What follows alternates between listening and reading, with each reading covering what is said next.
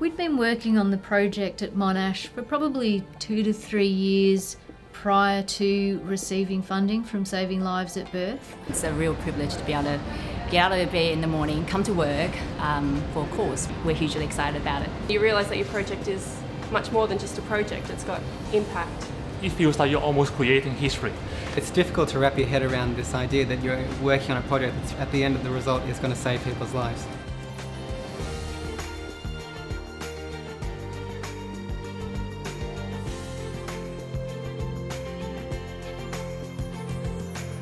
Postpartum hemorrhage is uncontrolled bleeding after childbirth. It's a common condition that occurs but can be managed extremely well in developed countries with good access to medical infrastructure.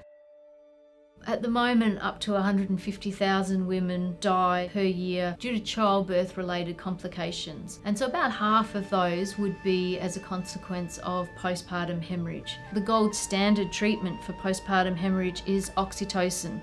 Oxytocin needs to be stored in the refrigerator. Many times I've spoken to midwives and they'll say they've administered oxytocin to a woman after childbirth, but it hasn't worked. And it's probably because the drug's degraded in the process.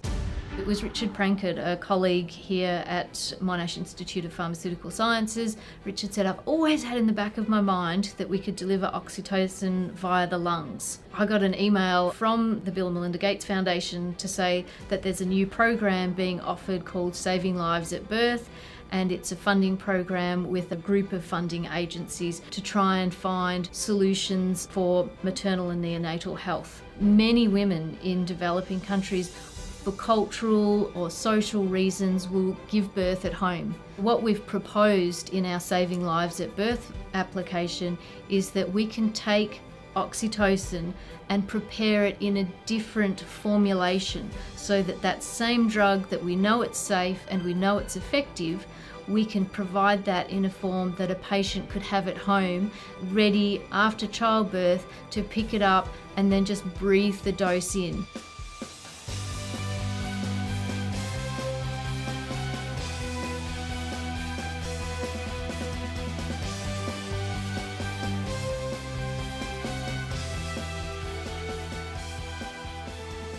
The team that has been assembled come together for this one purpose of being able to design, to implement and then make available this potentially very important new medicine for mothers in the developing world. That disparity between what's available to us, the privileged in the developed world, against those people that just happen to be in the developing world, I think is a real driver and a motivator for wanting to be involved in this project. And specifically this area of exploiting drug delivery technologies to enable the delivery of medicines that we take for granted in the developed world to those who otherwise wouldn't get them is an area which is completely underutilised.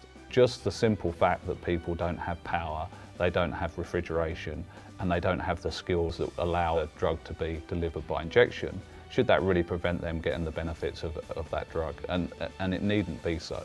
The medicines exist, we know they can save lives, we have to find a way to deliver them. We know that children in developing countries without a mother are more likely to die before the age of 5 than children who have a mother. And so we're really hoping that this product will benefit not just women, but it'll benefit their families and their communities. The people that I got to meet during the development exchange in DC last year were so incredibly inspirational. Meeting Hillary Clinton was a seminal moment for the project. It's always been good science, but things just skyrocketed after that. I got an invitation from the World Health Organization, contact from pharmaceutical companies, interactions with non-government organizations. It's exactly what this project needs, is input from multiple players. The funding with Saving Lives at Birth is enabling me to develop those networks. We're uniquely placed to be able to bring together the technology skill sets, importantly the people with the passion to drive the program going forward, and to make the linkages both within the Institute as well as our broader partner network to enable this medicine to be developed as rapidly as possible. The world's waiting. They need this product.